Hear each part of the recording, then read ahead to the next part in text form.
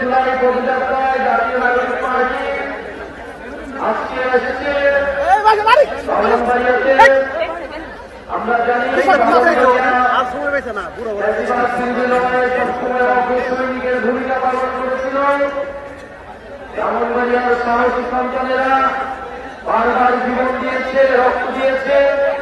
ফ্যাসিবাদ বিরোধী সকল আন্দোলনে ব্রাহ্মণবাড়িয়ার মানুষেরা রক্ত দিয়েছে, লড়াই করেছে সাহসিকতার সাথে। আমরা জানি শুধু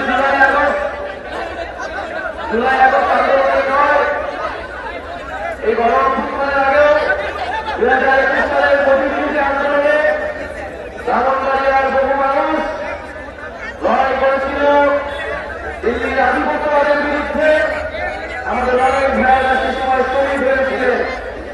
আমরা ব্রাহ্মণবাড়িয়ার সকল শহীদের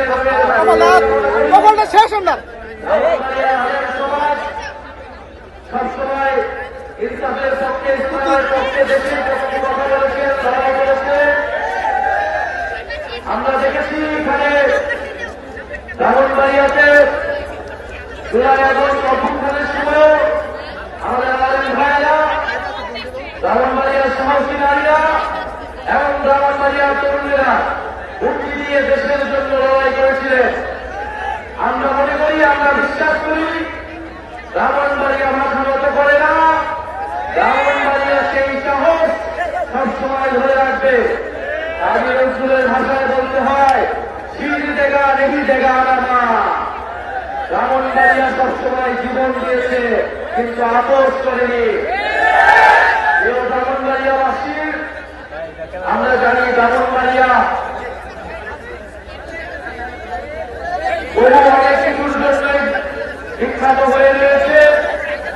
ব্রাহ্মণবাড়িয়া সংস্কৃতির জন্য বিখ্যাত, ইসলামের পূর্ণভূমি হিসেবে পরিচিত। আমরা জানি উস্তাদ আলিয়া সিংহার ব্রাহ্মণবাড়িয়া, কবি আল মহাদের ব্রাহ্মণবাড়িয়া, তিতাস নদীর ব্রাহ্মণবাড়িয়া।